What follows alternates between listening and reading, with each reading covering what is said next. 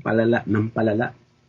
Habang tumataas ang mga kalidad ng mga teknolohiya, mas nagkakaroon sila ng tsansa na gumawa ng kasamaan. Aside pa kaninang umaga doon sa ating introduction, tumataas at yung advancement ng teknolohiya, pero patuloy naman ang pagbagsak ng lahat ng environment.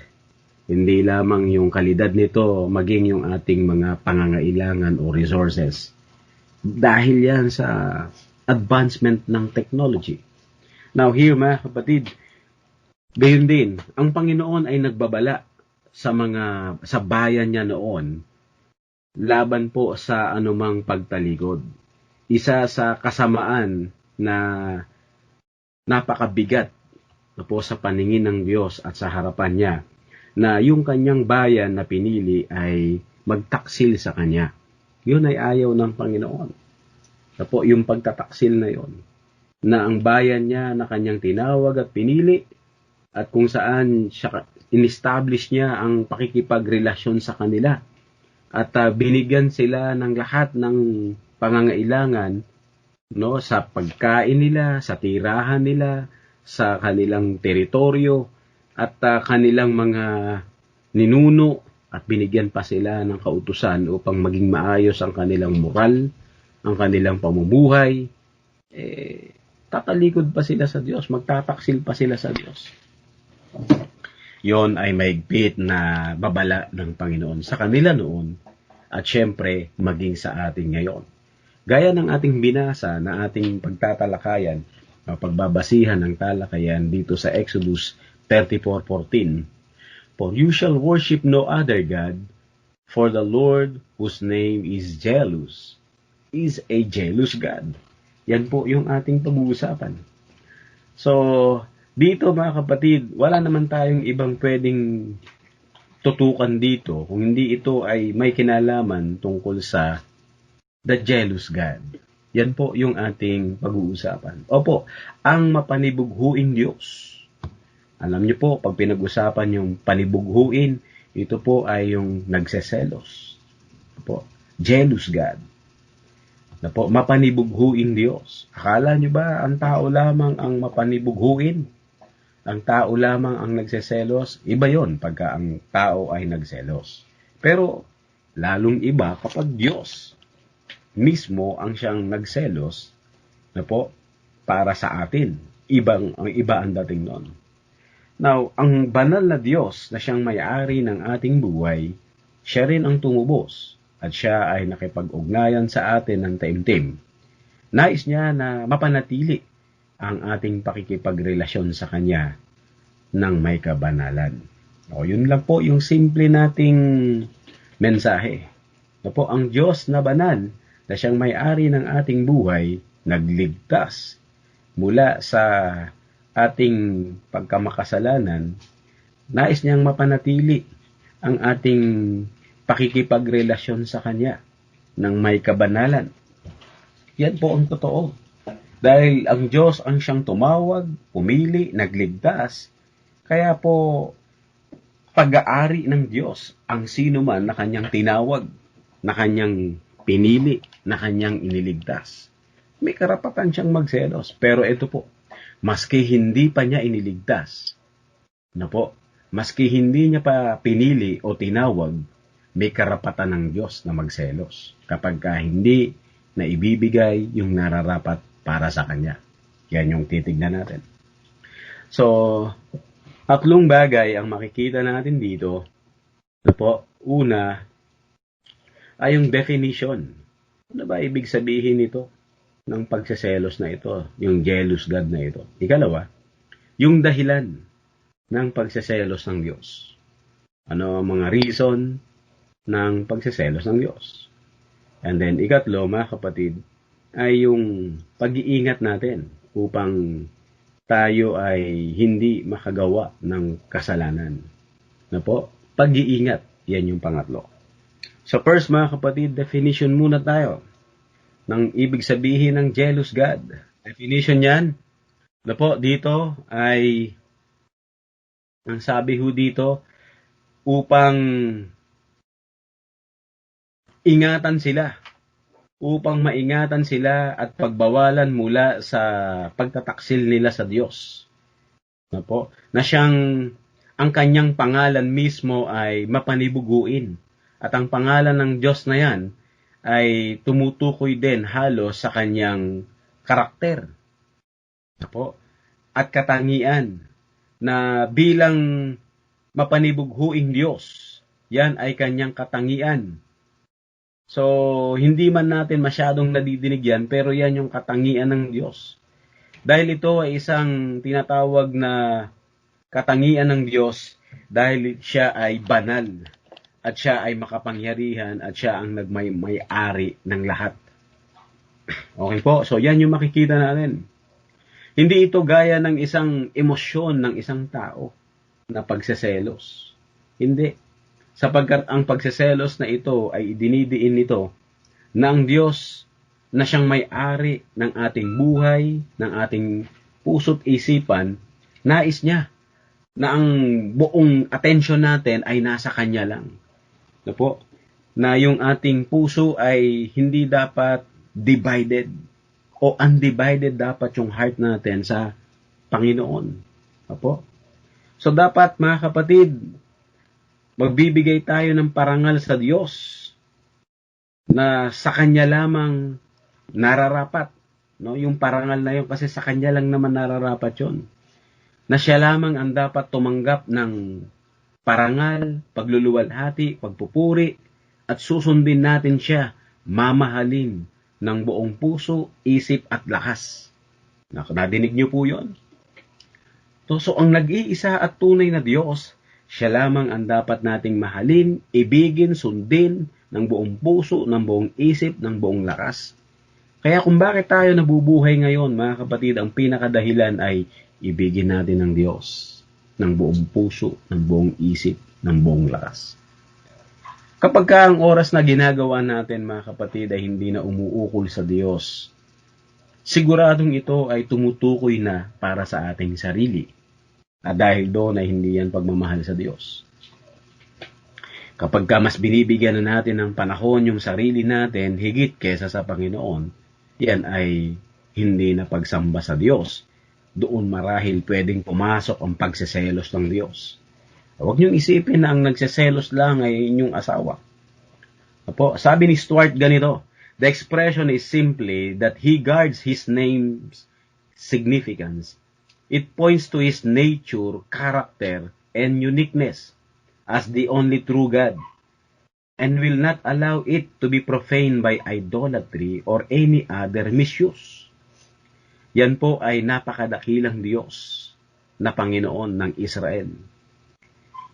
Bilang siya ay pangulo o parang isang asawa, no, o husband, is represented upang pigilan ang pagtataksil sa espiritual ng kanyang bayan o ng kanyang mga tao. Yan yung makikita natin yan, mga kapatid. Upang ingatan niya ang kanyang dakilang pangalan at nang sa gayon yung kanyang katangian, yung kanyang mga karakter, na po, yung kakaiba niyang ugali, kabanal-banalan, dahil siya hindi pwedeng ikumpara kahit saan man. Hindi siya po pwedeng pagsabaying sambahin habang siya'y kinikilala at sasamba sa iba, hindi po pwede yon. Mapanibughuing Diyos siya. So, ang best na practical example niyan, mga kapatid, upang lalo nating maintindihan. Ang pagseselos na ito ay gaya ng isang husband sees another man flirting with his wife. So, tama lamang na yung lalaki o yung kanyang husband ay mag-jealous. Na po? For only he has the right to flirt with his wife. Yung lamang asawa niya ang pupwedeng lumambing sa kanya. Yun lamang. Pero kung meron pang ibang lalaki, delikado yon. Pwede nang jealous yung babae man o yung lalaki. Pwede na yan. So this type of jealousy, mga kapatid, yung ganyan, is not sinful. Rather, it is entirely appropriate.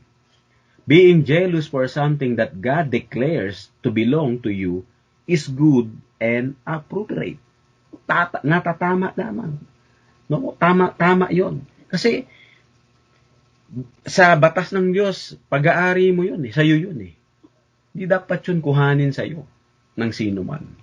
Tama lang yun. Maging yung babae man o yung lalaki, may napapansing kakaiba sa kanyang kapareha, no, nakikipag-flirting, medyo dapat magselos talaga siya diyan. Tama lang yun. Pero kung wala namang dapat ipagselos, selos lang ng selos, delikado yun. May mga seloso at selosa. Yung iba, kinakandado sa bahay yung asawa nila pag aalis siya. Papasok sa trabaho. Wala na sa ayos yun. No po? Yung iba naman, yung lalaki ang hindi pinapalabas. O ba? Kakaiba yun lalo. Pero ganun na. May mga nangyayaring ganun. Pero, itong klaseng pagseselos sa sinasabi natin, ay tama lang. Yan po yung definition niya. Mahaba yung definition. Next mga kapatid. Yung reason to be jealous. Bakit nga ba ang Diyos ay mapanibughuing Diyos para sa kanyang bayan? Tatlo ito under ng number 2. Letter A mga kapatid. Because only God made a divine covenant with them. Yan po yung una. Verse 10, tignan ninyo. Po, dahil ang Diyos ang siyang gumawa ng banal na tipan, pakikipagtipan sa kanila. Tingnan natin. Doon sa Exodus. Po, Exodus 34 yan eh. Verse 10, tingnan niyo. Ano ang sabi diyan? Ganito sinasabi. At kanyang sinabi, ako ngayon nakipagtipan sa harap ng inyong buong bayan. Ay gagawa ako ng mga kababalaghan na kailan may hindi ginawa sa buong lupa o sa alinmang bansa. At ang buong bayan nakasama ng makakita ng gawa ng Panginoon sapagkat kakilakilabot na bagay ang aking gagawing kasama mo. So, sabi niya rito, nakikipagtipan siya. Ito kasing aklat ng Exodus ay dito in-establish, dito sinimula yung pakikipagtipan ng Diyos sa kanila sa pamamagitan po ni Moses. Dito in-establish yung kanyang tipan kay Moses na in continuation naman doon sa tipan kay Abraham dahil sila'y lahi pa rin ni Abraham. Okay, so dito mga kapatid, una, bakit nagseselos ang Diyos? Dahil ang Diyos ang siyang gumawa ng banal na tipanan sa kanila. Banal na tipanan. Pag tipanan, solemn relationship yan. Na ang Diyos ang siyang nag-initiate.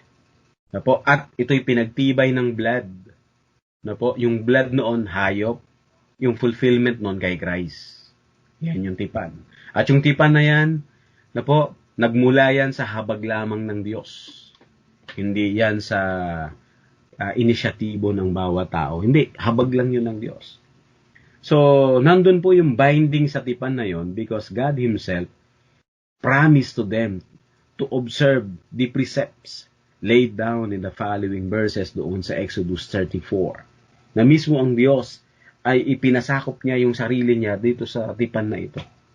So, the covenant obligation to obey given in detail maging doon sa chapter 21 to 23 nasa nakalipas. Na ang Diyos ay pinagtibay itong tipan na ito. Sila'y niredeem ng Panginoon mula sa slavery. And then, ano pang nangyari? Sila ay pagka-redeem, binigyan sila ng salita ng Diyos to guide them, yung commandment, para i-guide sila at maging pamantayan nila sa buong buhay nila at buong lahi. Yan yung mga pakikipagtipan ng Diyos. Minahal sila ng Diyos ng higit sa ano paman. Yan yung makikita natin.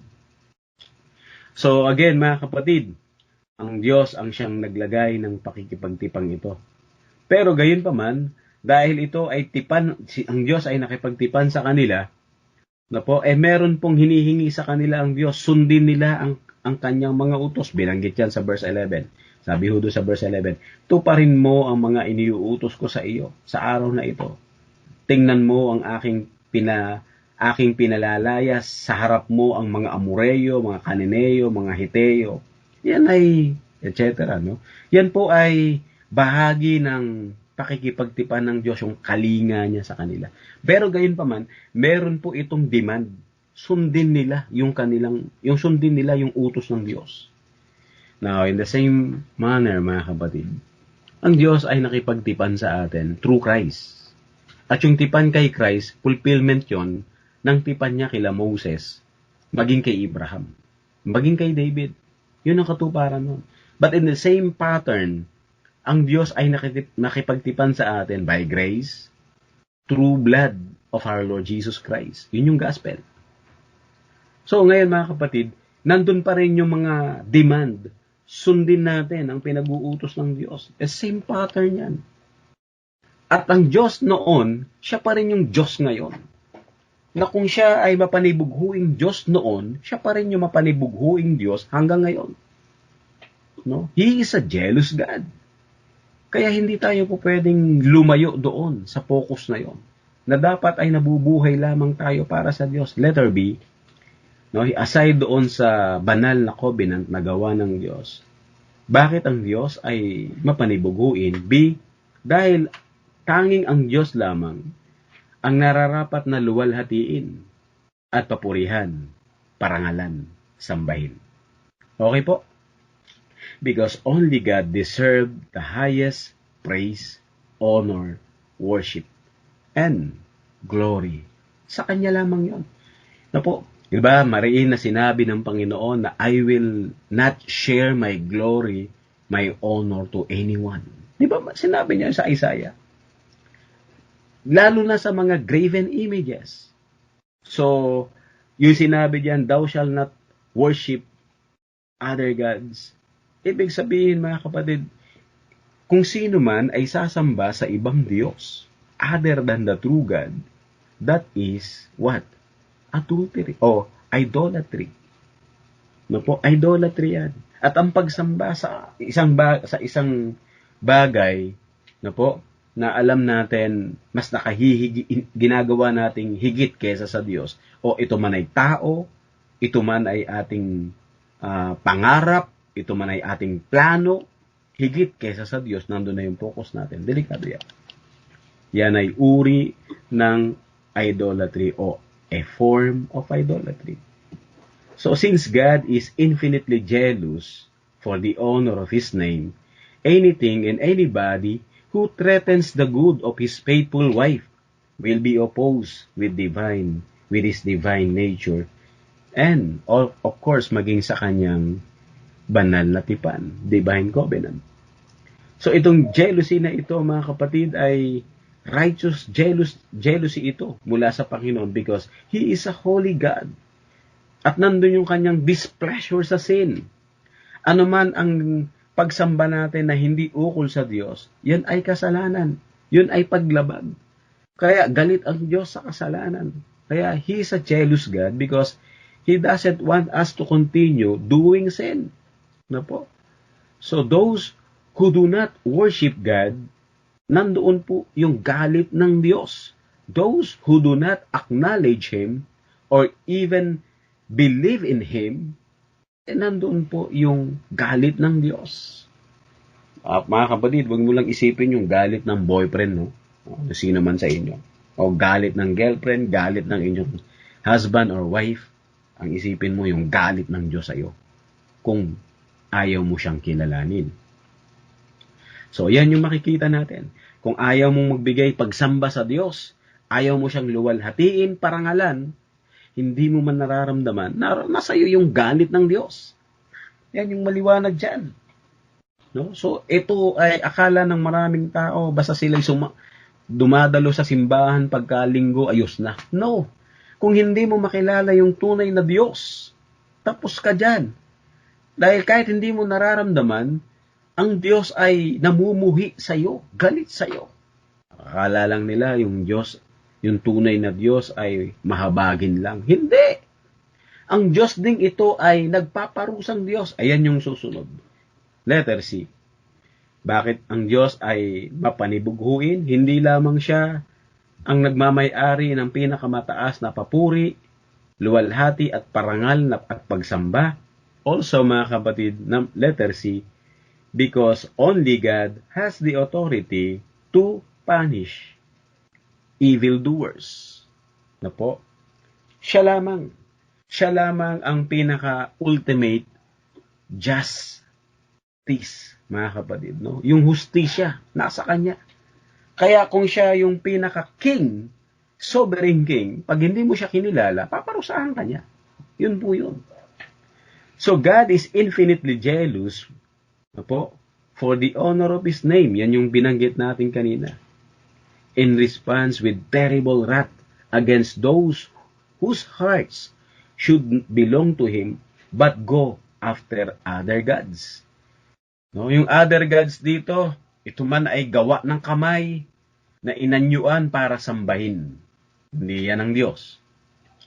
Ang Diyos, binagbabawal niya noon pa lamang ang gumawa ng itsura ng tao para sambahin. Bawal yon.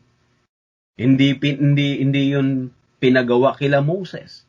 Hindi yun pinagawa sa kanyang bayan. Hindi rin ito ginawa ng mga apostol para yung mukha ni Kristo ay isulat. Nakala nila yung gumaganap ni Kristo, na Kristo, siya yun. Hindi. Mga artista yun. Hindi yun si Kristo. Ano po? So, mga kapatid, dito natin makikita, bulag ang tao sa paglapit sa Diyos. Akala nila yun ang tunay na Diyos. Hindi. Ayaw ng Diyos na tayo sumamba sa kanino man na mukha ng tao dahil ang Diyos ay hindi nagpakita kahit kanino man. Noong panahon na si Kristo'y bumaba, wala ni isa man sa kanila na nagpicture para yung larawan niya ay sambahin dahil bawal na bawal yun sa Israel.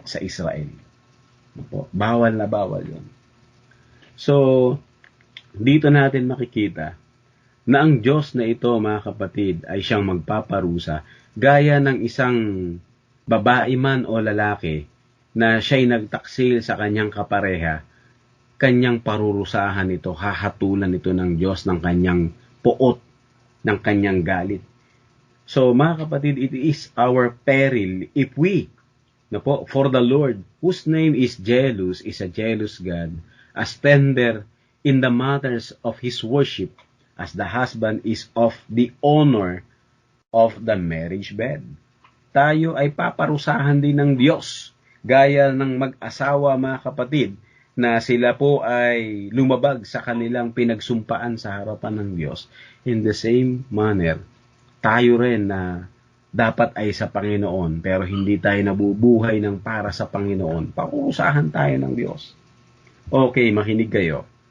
Ang pinakamatinding kasalanan ng buong sangkatauhan pagharap sa Diyos, hindi yung siya ay nagmura, hindi yung siya ay nagnakaw, hindi yung siya ay nang-rape, hindi yung siya ay pumatay. Ang pinakamatinding kasalanan ng isang tao pagharap niya sa Diyos, ito, hindi niya kinilala ang tunay na Diyos. Kasi kung kinilala niya ang tunay na Diyos, hindi niya magagawa ang anumang bagay laban sa kanyang kapwa. Kasi kinilala niya ang Diyos. Ang Diyos ang gagawa nun para sa kanya. So pag hindi mo nakilala ang Diyos, yun ang pinaka-mabigat na pagkamakasalanan ng tao. Dahil doon, paparusahan ng Diyos ang mga tao dahil sila'y sumamba kung kani-kanino, sumunod kung kani-kanino, minahal ng gusto, higit pa sa Diyos, minahal nila ng gusto yung mga bagay-bagay sa buhay nila o tao. Pangatlo, mga kapatid, bagay na dapat nating pag-ingatan. No? Ito yung caution, mga kapatid, to observe. Ano dito makikita natin? Dalawang mahalagang bagay. Binanggit yan sa verse 15-16. Para hindi ho tayo makakumit ng idolatry. Tingnan nyo, verse 15-16, dalawa yan. Hagipin natin yan. Huwag kang makikipagtipan sa mga nakatira sa lupain sapagkat kapag sila ay nagpapakasama sa kanilang mga Diyos at naghahandog sa kanilang mga Diyos, mayroon sa kanilang mag-aanyaya sa inyo at ikaw ay kakain ng kanilang handog. Ayan na. Anong sinabi? Yung una, mga kapatid, bagay na dapat nating iwasan at bantayan. Maging watchful tayo against compromises o compromising. Ito po yung compromises and in ano po, yung pakikipag ugnayan sa ibang tao na sa religious activity, compromises, and idolatrous. Yan po yung makikita natin dito. Lest you make a covenant with the inhabitants of the land. Now, yung tinutukoy muna rito, first of all, of course, yung culture ng Canaanites. Yung Canaanites dito was so corrupt na yung parang tila hindi na sila maililigtas, tila lang eh. Pero totoo, napaka-corrupt. Ito pong mga ginagawa po nila, ng mga Canaanites ito, they play the harlot with their gods. Sa harapan ng kanilang gods, nagsasacrifice po sila o naghahandog sila ng mga tao.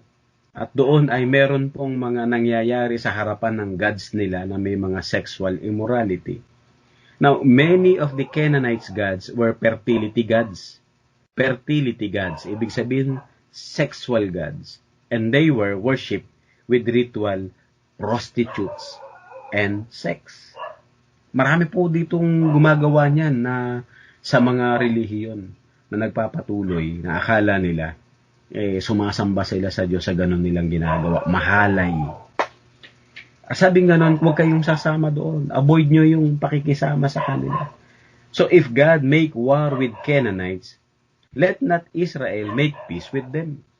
In the same pattern and same principle, kung ayaw ng Diyos na tayo ay makisama sa mga taong walang pagkakilala sa Kanya sa religious na ceremony, kung ayaw ng Diyos, huwag tayo makisama sa kanila. Marami sa atin, nakikiisa pa marahil sa mga misa, nakikiisa pa sa mga religious activity na hindi kilala si Kristo. Delikado yan. Sinasamba ang ibang Diyos. Kapag ibang Diyos ang sinasamba maliban sa Father, Son, and Holy Spirit na iisang Diyos na nagpakilala sa banal na kasulatan, tandaan nyo ito, ibang Diyos yan. At yan ay hindi Diyos ng buong mundo na lumikha ng langit at lupa at nagpahiram ng ating buhay. Sisingilin tayo ng Diyos dyan. Kapag hindi yung tunay na Diyos ang ating sinasamba, tapos sumasama pa tayo doon sa ibang tao na ang kanilang ginagawa ay mga religious activity na sumasamba sila sa ibang Diyos. Delikado yan. Diyan tayo parurusahan ng Diyos. So, ang unang-unang sabi, humiwalay. Huwag makisama. No? Huwag tayong makiisa. Huwag tayong magkaroon ng pakikipag-treaty. Making a treaty with idolaters would lead to involvement in the sacrifice o sacrificial communal meals. No? Mga pagkain na ito'y inihandog sa kanilang Diyos-Diyosan. Iwasan yan.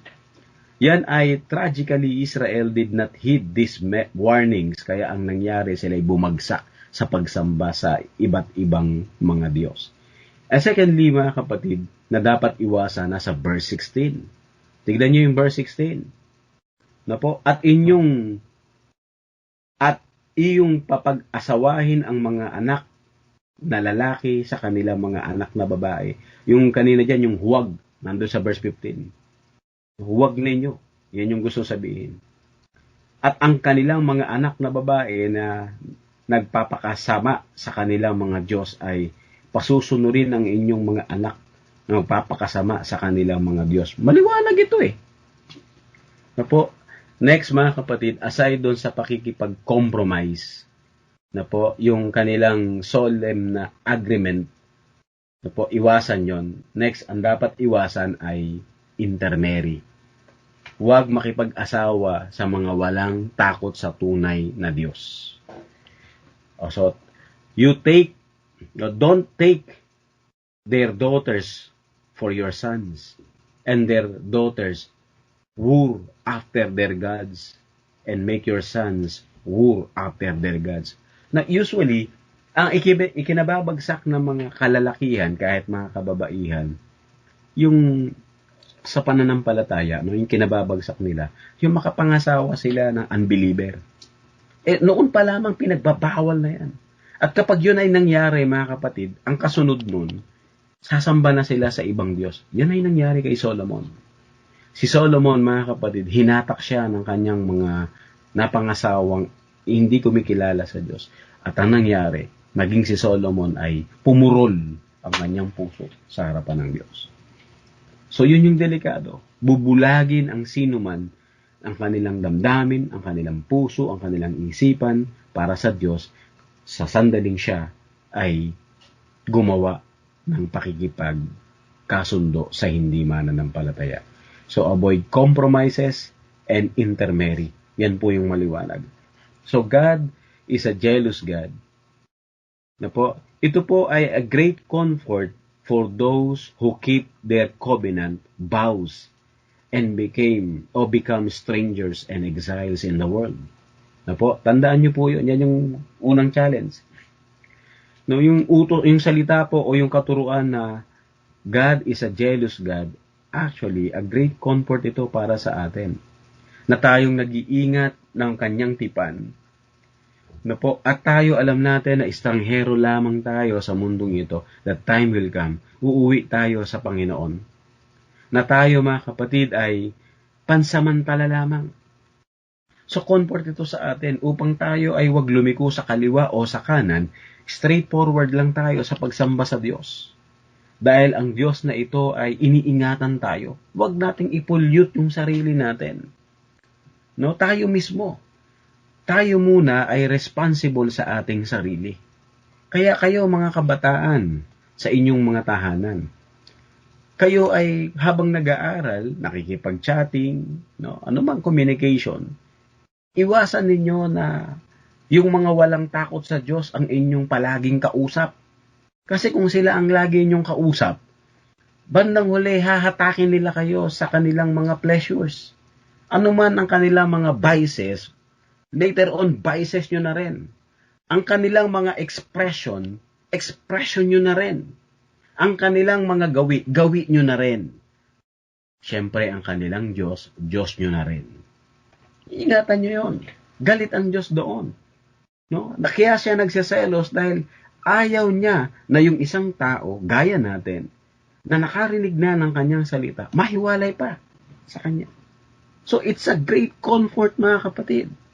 On the other hand, mga kapatid, this teaching about God's jealousy is a great threat to those who play the harlot and sell their heart to the world and make a cuckold out of God.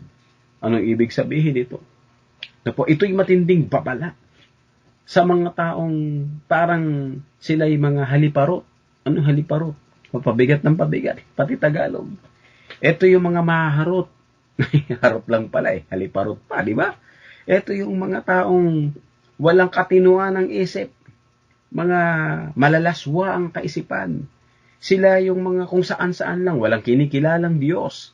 Yung sarili lamang nila ang kinikilala, yung pleasure lang nila. Mga kapatid, ito po ay isang malaking threat. Ito'y isang malaking banta para sa kanila. Dahil kung sila ay paglabas nila sa mundong ito, hindi sila makatatakas sa matuwid na hatol ng Diyos. Tandaan nyo ito. Ang demonstration ng hatol ng Diyos doon sa cross, nung si Jesus Christ ay namatay sa cross, yun yung perfect demonstration ng wrath of God at the same time ng love of God. Doon inilarawan na mahal ng Diyos ang makasalanan na magsisisi. Pero yung makasalanan na hindi kikilala kay Kristo at magsisisi ng kasalanan, sila ay mapaparusahan sa walang hanggang puot at kaparusahan ng Diyos. So it's a great threat. Dahil ang Diyos ay mapanibughuing Diyos, ayaw niya na ang sinuman ay lalayo sa Kanya. Lalo na tayong mga nakarinig na ng Kanyang salita. So, sa bandang huling application, mga kapatid, ang the best of all, upang hindi tayo makagawa ng pagtataksil sa Diyos, ito po, the best of all is, mahalin natin ang Diyos ng buong puso, buong isip, buong lakas, ng buong pagkatao. Mahalin natin ang Diyos. Siya yung dapat na maging sentro ng ating buhay, buong isip at lakas. Paano natin yung gagawin? Mga kapatid, magagawa mo yon sa pagsamba.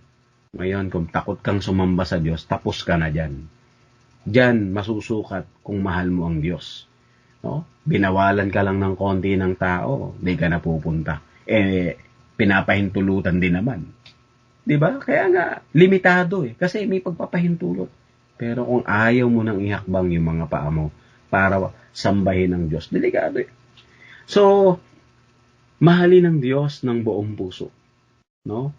Pero may karagdagan akong tanong, paano nyo pagagawin yun? Yung pagmamahal sa Diyos, mamaya sa talakayan yan. So, sa bandang huli mga kapatid, ito ay isang malaking banta sa atin na ang mga tao na nagkukumit ng pagtataksil laban sa Diyos, hindi sila makatatakas sa matuwid na kaparusahan ng Diyos. At ang mga taong ang akala nila, sila ay kumikilala sa Diyos. Pero ang totoo, nabubuhay sila sa sarili nilang layaw, pleasure, kagustuhan, at sinusunod nila ay yung sarili lang nila. Ang focus nila ay makamit nila yung kanilang goal, plans, and desire sa mundong ito. Kahit hiwalay sa Diyos, yun ay napakadelikado.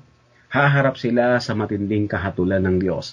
Sana mga kapatid, wala ni isa sa atin humarap sa ganun, sapagkat alam na natin at kilala natin ang Diyos na ito. Ang Diyos na ito ay matuwid na Diyos, banal na Diyos, mapanibughuing Diyos. Ayaw niya na siya'y may kahati sa ating mga puso't isipan. And to Him all the glory.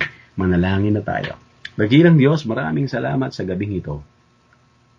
Lubos kaming nagpupuri, nagpapasalamat sa inyo dahil muli ninyong ipinakilala sa amin at ipinahayag ang isa sa napakadakilang katangian ninyo na kayo ang banal na Diyos at naninibugho kayo sa kanino man na tinawag ninyo, subalit hindi na ibibigay ang buong puso, isip at lakas, affection para sa inyo, kaluwalhatian at ang mga pagsamba na dapat lamang para sa inyo. Tulungan nyo kami, Ama, na huwag kaming magpadaya sa aming mga takot, isipan, damdamin, palagay, idea o anuman. Tulungan nyo kami na kayo lamang ay palaging masunod sa aming buhay at maging sentro. Salamat ng marami sa mga paalala ng inyong mga salita. Patuloy niyong pagharian ang aming buhay at kayo lamang ang lubos na mabigyan namin ng pinakamataas na pagsamba. Sa ngalan po ni Kristo Jesus. Amen.